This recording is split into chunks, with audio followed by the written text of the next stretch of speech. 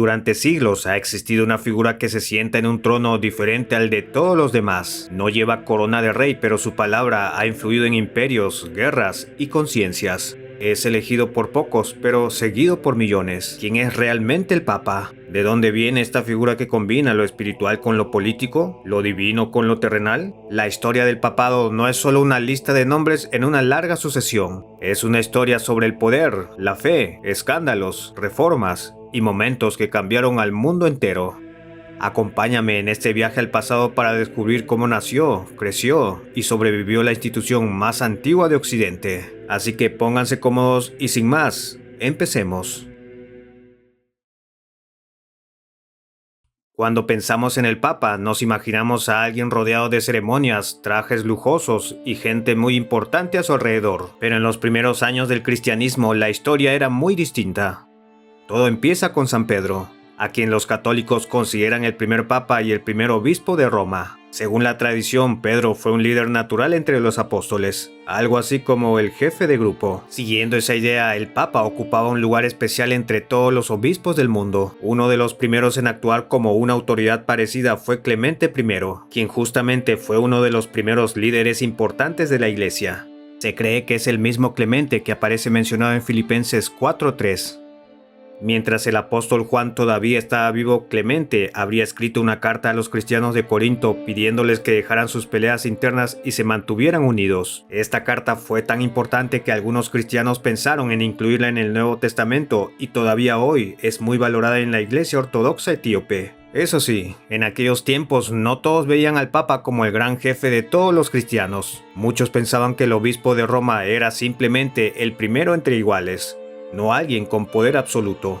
Esta forma de pensar fue sembrando diferencias que siglos más tarde terminarían separando a la Iglesia Católica de la Ortodoxa. Además, los primeros papas no vivían rodeados de lujos ni tenían protección especial. De hecho, ser obispo de Roma era muy peligroso. Muchos de ellos son figuras poco conocidas hoy en día porque sus vidas fueron cortas o sus historias se perdieron con el tiempo. Lo que sí sabemos es que muchos murieron como mártires perseguidos junto con los cristianos a los que guiaban. Así nació el papado, en medio de la fe, el peligro y el sacrificio. Aún faltaban muchos siglos para que llegara a ser la institución poderosa que hoy conocemos. Pero la historia del papado dio un giro importante cuando apareció en escena un emperador que no era cristiano de nacimiento, pero que cambiaría el rumbo del cristianismo para siempre: Constantino. En el año 312, durante la famosa batalla del puente Milvio, se dice que Constantino tuvo una visión en el cielo. Este vio un símbolo cristiano y la frase en latín, "Hic noc signo vinces", que traducido sería "con este signo vencerás". Inspirado por esta visión, ordenó pintar el símbolo en los escudos de los soldados. Ganó la batalla y al año siguiente, junto a su rival Licinio, emitió el Edicto de Milán. Este decreto cambió todo. Por primera vez, el cristianismo fue legal en el Imperio Romano. Pero ojo, aunque esta fue una etapa crucial para el cristianismo, el Papa no fue protagonista. De hecho, el Papa de esa época ni siquiera asistió al Concilio de Nicea, que fue el primer encuentro de líderes cristianos organizado por el propio Constantino en el año 325. A nivel histórico, el primer obispo de Roma llamado Papa de forma clara es Dámaso I, que vivió varias décadas después. Otro dato clave: Constantino también movió la capital del imperio, dejó Roma atrás y fundó Constantinopla, lo que debilitó la posición de Roma como centro del poder político. Pero esto no detuvo el ascenso del Papa, que lentamente fue ganando peso propio en el mundo cristiano occidental. Aquí entra una leyenda poderosa pero falsa: la famosa donación de Constantino. Un documento inventado en el siglo VIII afirmaba que el emperador había entregado su corona al Papa Silvestre I y que incluso él lo había bautizado. Aunque esto nunca ocurrió, Constantino fue bautizado en realidad por el obispo Eusebio de Nicomedia, esto antes de morir. La historia fue usada siglos después para aumentar el poder del papado. Aunque esto no quiere decir que Constantino no apoyaba a la iglesia. De hecho, le regaló al Papa el Palacio de Letrán, que hasta hoy sigue siendo una residencia papal. También construyó grandes templos, incluyendo una basílica sobre la tumba de San Pedro, en el mismo lugar donde hoy se levanta la Basílica de San Pedro en el Vaticano. Tiempo después, ya en el siglo V, aparece una figura clave: el Papa León I, conocido como León el Grande. Fue un líder firme en tiempos difíciles, defendiendo la autoridad del papado frente a las herejías y amenazas externas. Tal fue su influencia que fue reconocido como Doctor de la Iglesia, un título reservado para pensadores y líderes excepcionales.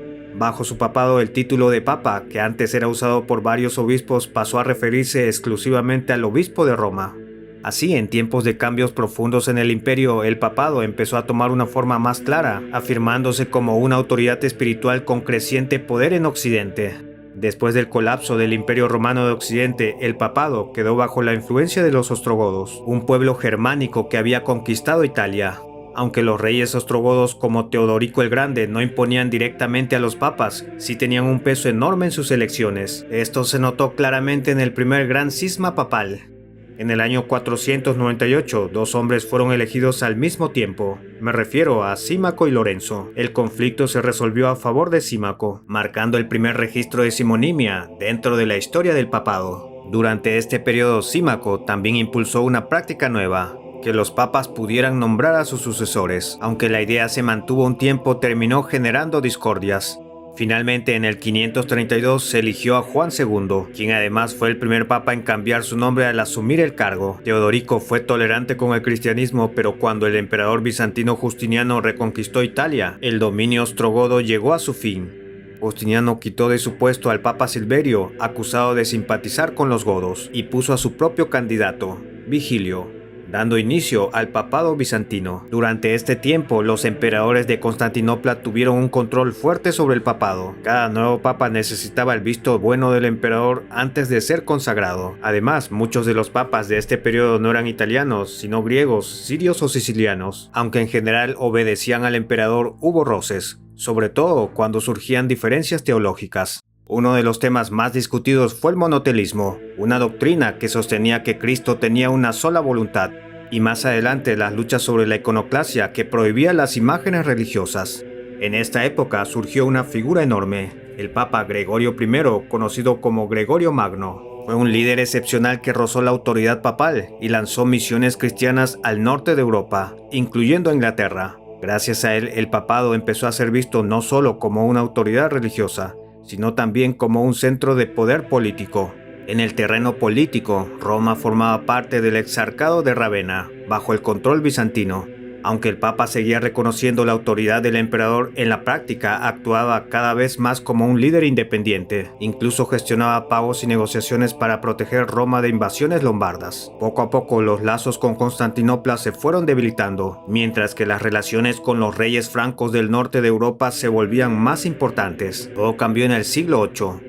Los lombardos, un nuevo grupo germánico, se volvieron una amenaza directa para Roma. Entonces, el Papa Esteban II tomó una decisión audaz. Cruzó los Alpes para pedir ayuda del rey franco Pipino el Breve. Pipino respondió de manera decisiva. Primero, en una ceremonia simbólica, el Papa lo ungió como rey junto a sus hijos Carlos y Carlomán. Después, Pipino invadió Italia, derrotó a los lombardos y entregó territorios conquistados en lugar de devolverlos a Bizancio directamente al Papa. Así nació la donación de Pipino, que dio origen a los estados pontificios. Por primera vez en la historia, el Papa no solo era un líder espiritual, sino también gobernante de un territorio propio. Esta nueva situación, sin embargo, atrajo la atención de los poderosos. A partir de aquí, reyes y emperadores comenzaron a intervenir activamente en las elecciones papales. Una de las escenas más famosas de esta etapa ocurrió en el año 800. El Papa León III, tras ser atacado en Roma, fue al encuentro de Carlomagno, el rey de los francos. En una jugada inesperada durante la misa de Navidad en la Basílica de San Pedro, León colocó una corona sobre la cabeza de Carlomagno y lo proclamó emperador de los romanos. Este momento es considerado por algunos historiadores como el comienzo del Sacro Imperio Romano Germánico, una nueva alianza entre el papado y el poder secular. Aunque Carlomagno aceptó la corona, según algunas crónicas no estaba del todo contento. Quizá no quería deber su título al papa. Como sea, la unión entre el papado y el imperio franco redefinió Europa. Sin embargo, esta relación no siempre fue armoniosa. Los sucesores de Carlomagno, como Luis el Piadoso, insistieron en tener voz en la elección de los papas. Se exigió que los nuevos papas juraran lealtad al emperador y su consagración solo podía hacerse con representantes imperiales presentes. Por ejemplo, cuando fue elegido el papa Sergio II, se saltó el protocolo y se consagró sin esperar la aprobación imperial. Esto provocó que el emperador Lotario enviara un ejército a Roma, aunque finalmente llegaron a un acuerdo. Pero la historia del papado en la Edad Media no solo fue una cuestión de fe, fue también un terreno de juego para las familias poderosas. reyes ambiciosos y emperadores decididos a controlar la iglesia. A veces el papado brillaba como un símbolo de unidad espiritual, pero otras veces se vio arrastrado a luchas por el poder que oscurecieron su prestigio. Pero antes de entrar en este oscuro periodo, vale la pena mencionar uno de los episodios más insólitos de toda la historia del papado, el Concilio Cadavérico. En el año 897, el Papa Esteban VI hizo desenterrar el cadáver de su antecesor, el Papa Formoso, esto para juzgarlo en un tribunal eclesiástico. El cuerpo, vestido con ropas papales, fue acusado de violar las reglas de su elección. Al final del grotesco juicio, el cadáver fue despojado de sus vestiduras y arrojado al río Tíber. Este episodio macabro reflejaba el caos y la corrupción que ya envolvía al papado, anticipando la turbulenta era que estaba por comenzar. Todo comenzó a ir cuesta abajo a principios del siglo X. Desde la llegada del Papa Sergio III en el año 904 hasta la muerte del Papa Juan XII en el 964, el papado entró en un periodo conocido como el Saeculum Obscurum, o siglo oscuro. Fue una época donde las intrigas, los escándalos y la corrupción marcaron el trono de San Pedro. Durante estos años, una poderosa familia aristócrata, los teofilácticos, controló a los papas como si fueran marionetas. La iglesia quedó sometida a sus intereses familiares y políticos. Incluso hubo papas que llegaron al cargo siendo casi adolescentes, elegidos por influencias y favoritismos, y no por su sabiduría o santidad. Algunos historiadores llamaron a este momento el punto más bajo del papado. Y es que en esos años la figura del Papa perdió mucho respeto y su autoridad espiritual. Pero el caos no duraría para siempre. A mediados del siglo XI, Europa empezaba a cambiar. La corona imperial que cada vez había brillado con los carolingios estaba dividida.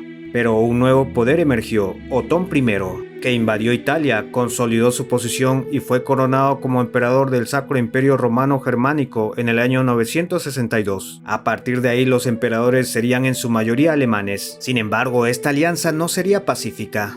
En 1048 el emperador Enrique III encontró a Roma en crisis. Tres papas rivales se disputaban el trono. Enrique depuso a los tres y puso a su propio candidato, Clemente II. Este evento fue solo el inicio de una larga serie de conflictos entre papas y emperadores, especialmente en la llamada querella de las investiduras. ¿Quién tenía el derecho de nombrar a los obispos?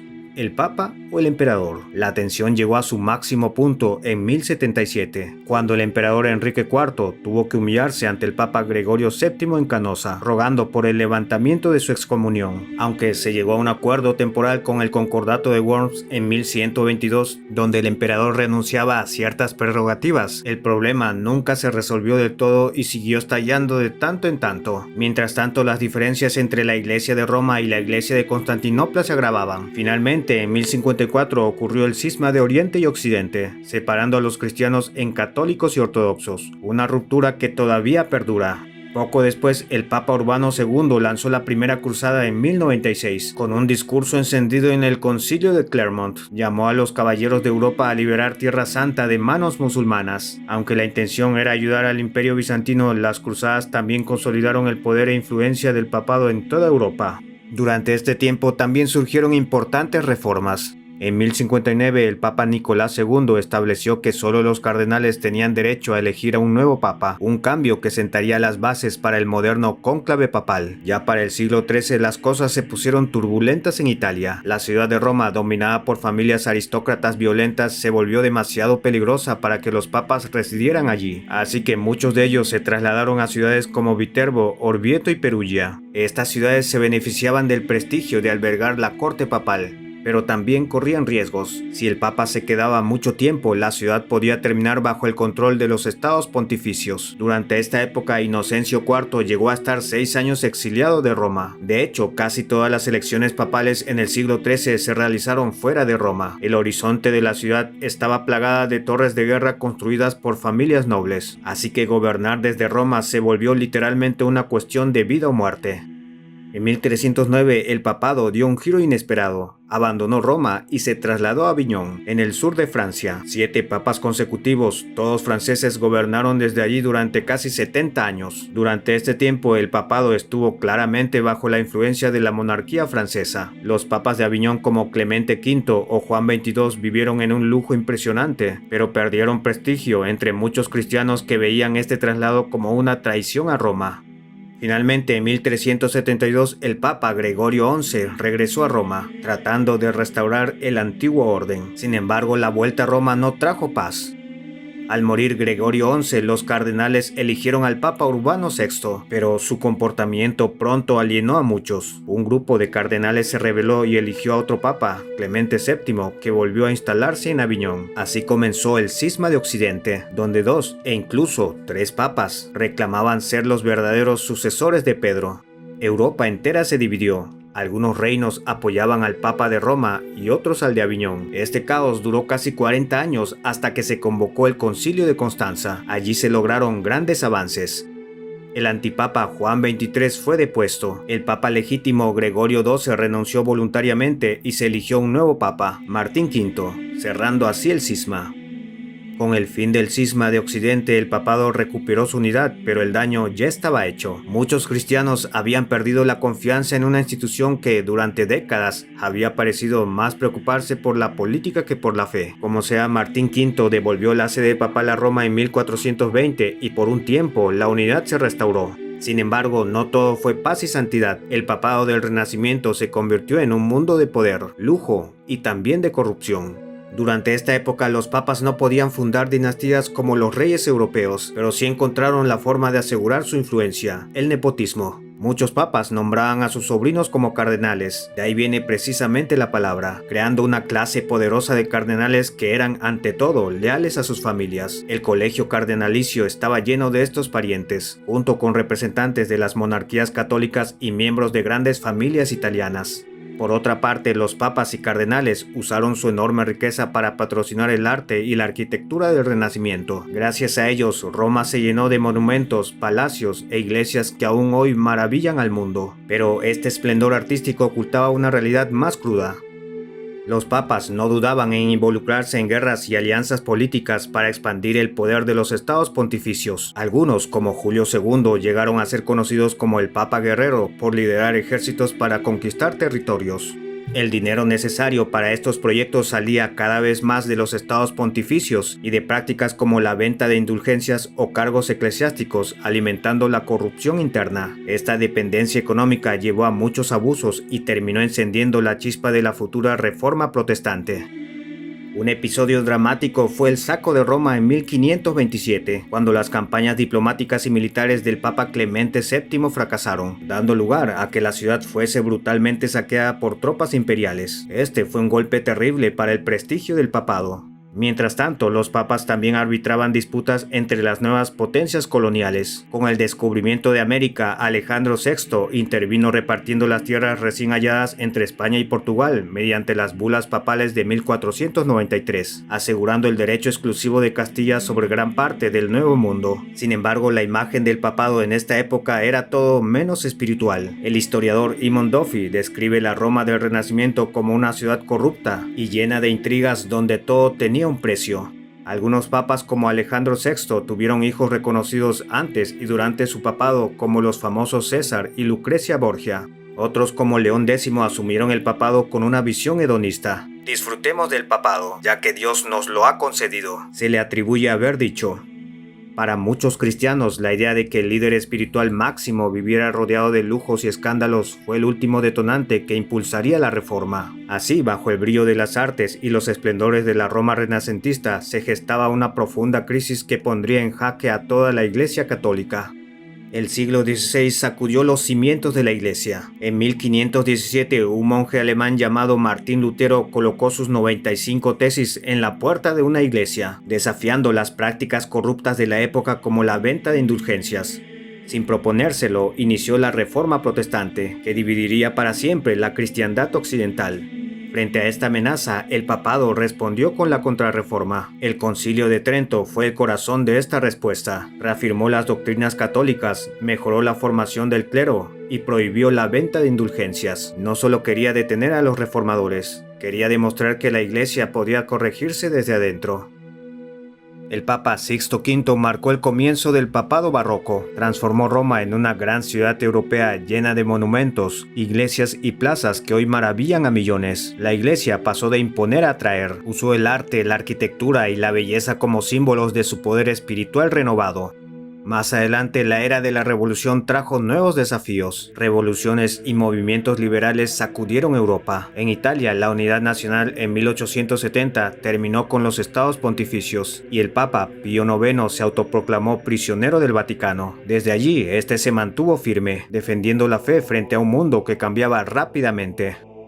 Su sucesor León XIII fue un hábil diplomático. Con su famosa encíclica Rerum Novarum, el papado por primera vez habló abiertamente de los derechos de los trabajadores y de los problemas de la injusticia social, sentando las bases de la doctrina social de la Iglesia. Esta voz en defensa de los pobres sería una constante en los siglos siguientes. La cuestión romana terminó en 1929 con los Pactos de Letrán, firmados entre la Santa Sede e Italia. Se creó el pequeño pero independiente Estado de la Ciudad del Vaticano, dándole al Papa su propia soberanía y neutralidad internacional.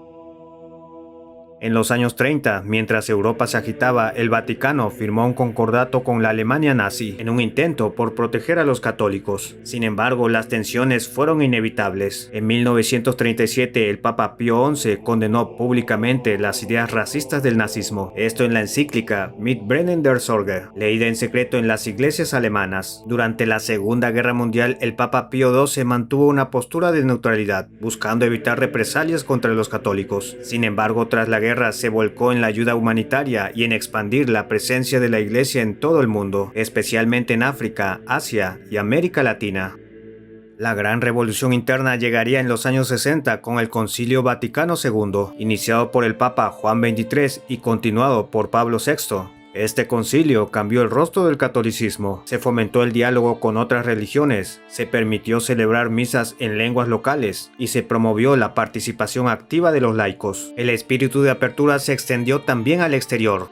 Pablo VI fue el primer papa en visitar los 5 continentes, llevando el mensaje de la Iglesia a todos los rincones del mundo. En 1978 llegó al trono de San Pedro un papa que marcaría una época. Me refiero a Juan Pablo II, primer papa no italiano en más de 4 siglos. Su carisma y firmeza moral tuvieron un impacto global. Se le atribuye haber jugado un rol clave en la caída del comunismo en Europa del Este, especialmente en su natal Polonia, inspirando movimientos como Solidaridad. Mantuvo una postura firme en cuestiones de doctrina, pero también tendió puentes hacia otras religiones y culturas.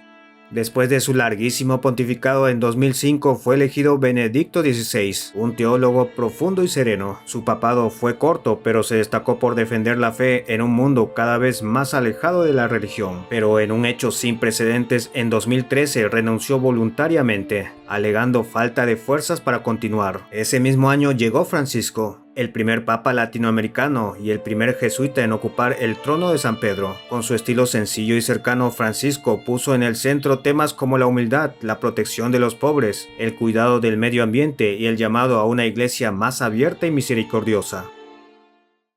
Y bueno, como ven, desde la Reforma hasta nuestros días, el papado ha cambiado profundamente. Ha pasado de ser un poder político rodeado de ejércitos y territorios, a ser un líder espiritual que busca guiar a una iglesia en medio de un mundo complejo y en constante cambio.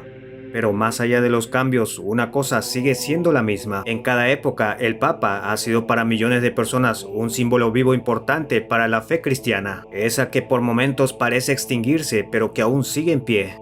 Como ven, la historia de los papas es la historia de una institución que ha evolucionado junto con el mundo, desde líderes perseguidos hasta figuras de poder, cultura y reforma. A través de aciertos y errores, el papado ha reflejado los cambios, las luchas y las esperanzas de la civilización occidental. Más que un camino de perfección, su legado es el de la adaptación humana frente a los desafíos de cada época. Cuéntame ahora qué es lo que más te sorprendió de la historia del papado. ¿Cuál crees que será el futuro de los papas en este mundo moderno? Estaré leyendo sus comentarios. Recuerda que si este video fue de tu agrado, dale un generoso like y compártelo para que más gente lo vea. Sígueme en todas mis redes para hacer que esta comunidad crezca más y más. Todos los links los dejaré en la descripción. Y si esta es la primera vez que te cruzas con un video mío, te invito a que te suscribas y actives todas las notificaciones. Te aseguro que no te arrepentirás. Sin más, gracias por escucharme y nos vemos hasta un próximo video. Hasta pronto.